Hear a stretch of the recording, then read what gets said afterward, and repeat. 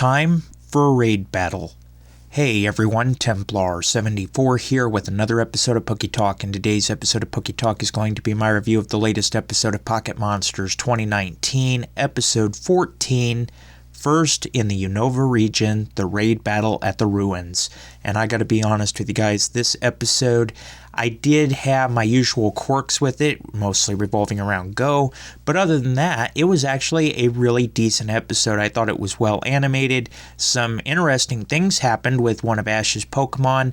We got a new intro, and overall, like I said, it was a good episode for what it was, barring my usual complaint, and probably going to be an ongoing complaint with this series. But we'll talk about all of that soon enough. So, at risk of further rambling, let's move on to the actual episode. So the episode begins actually with a new intro here, and I do want to get into the intro before I talk about the whole episode here. And the intro was neat because we finally got Ash and Go depicted as what their dreams are in the series. We got this new animation of Go, whose dream is to catch all of the Pokemon, including Mew, and then Ash wanting to become world champion, and right now it's showing the image of Leon there as Ash's goal. So that was a nice little change as to what they've done in the past here with the series so far.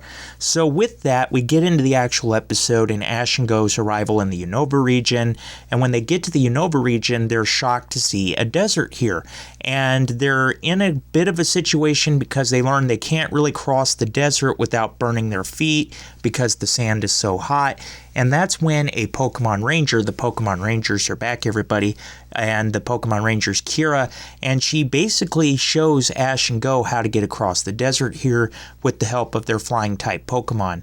And Ash, of course, uses Dragonite, and Go uses his Beedrill, who, of course, immediately attacks Ash and Go because Beedrill is still not 100% friendly on being captured the way it was all the way back when. But anyway, with that said, I forget what the actual term is for this, but basically what it is you harness up to your flying type Pokemon and you're on this sled and you're basically sandboarding across the desert here, and it's actually kind of neat because we see Ash and Go have a race, and Go's actually doing pretty well against Ash and Dragonite, and Dragonite's just like, nope, not happening, and they just go full speed across the desert, leaving Go in the dust, or the sand rather, and eventually they make it across the desert, and it's at this point that they come up to the ruins here after exploring so far past the desert, and they learn about the ruins, and they decide they're going to go into the ruins here. But not before running into a Darmanian that is guarding the outside of this ruins here, and the ruins kind of remind me of an ancient Egyptian temple, but we'll talk about that soon enough as well here. So anyway, Darmanian is there, and Go just ends up throwing a Pokeball at it and captures it. And this, again, is where my big gripe with this series is, and that's Go just catching Pokemon without even battling it here. I mean, it's never that easy, and yet Go is managing to pull this off literally every single episode. But with that aside, though, Darmanian has been captured. Ash and Go proceed into the ruins here, and as we're going into the ruins, this is why I say the ruins remind me of an ancient Egyptian temple or burial tomb, and it's just because it's booby-trapped. You know, there's all these hieroglyphs on the wall, it's booby-trapped, and it doesn't help that eventually, after they have a battle with Sandile and Go ends up capturing it, they run into some Cofagrigiuses here, and they end up actually freeing the research team lead who was captured along with his shiny Psyduck there.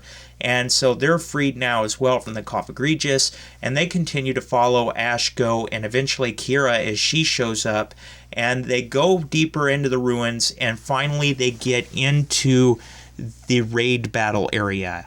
And the raid battle is against a giant Galurk, and they end up all battling this giant Galurk, and eventually, as the battle wears on, Go ends up finishing it off when he's ultimately able to capture Galurk, and that was essentially the episode.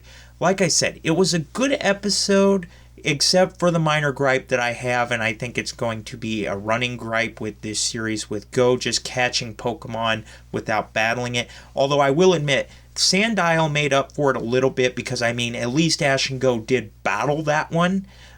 But I mean, the just throwing the Pokeball and capturing it, that's getting kind of old very quickly there. But with that gripe aside, though, I thought the episode was well animated and it had a good vibe to it.